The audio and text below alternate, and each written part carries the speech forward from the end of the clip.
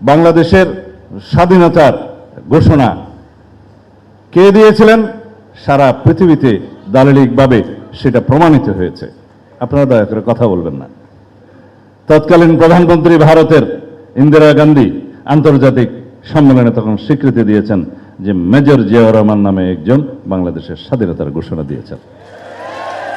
পুস্তক প্রকাশিত হয়েছে ভারত সহ অন্যান্য জায়গা থেকে।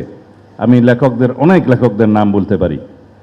এবং তৎকালীন শহীদ রাষ্ট্রপতি জিয়াউর রহমানকে যখন ভারতে সম্বর্ধনা দেওয়া হয় 1977 সালে, তখনকার রাষ্ট্রপতি তিনি তার স্পিচে বললেন, আমার সৌভাগ্য হয়েছে সেই ব্যক্তিকে আজকে সম্বর্ধনা দেওয়ার। আমি ইংরেজিটা বলছি না, যিনি বাংলাদেশের স্বাধীনতার ঘোষণা দিয়েছিলেন। শহীদ রাষ্ট্রপতি জিয়াউর রহমানকে প্রেসিডেন্ট হিসেবে যখন তিনি সম্বর্ধনা দেন, আমরা বলছি না, আন্তর্জাতিক বিশ্ব বলছে, দলিল বলছে, কিতাব বলছে, ঘটনা প্রবাহ বলছে। বাংলাদেশের মানুষ যেটা জানে, কানে শুনেছে, স্বাধীনতার ঘোষণা কালুরঘাট বেতার কেন্দ্র থেকে।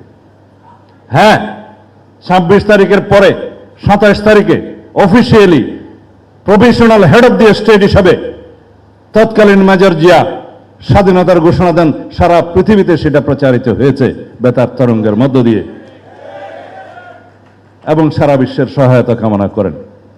তার পরবর্তীতে তৎকালীন জাতীয় নেতা শেখ মুজিবুর রহমানের নামে তিনি আবার স্বাধীনতার ঘোষণাটি সংশোধন করে প্রচার করলেন। এখানে তো কৃতিত্বের কিছু নাই, যা সত্যি তাই প্রকাশিত হবে।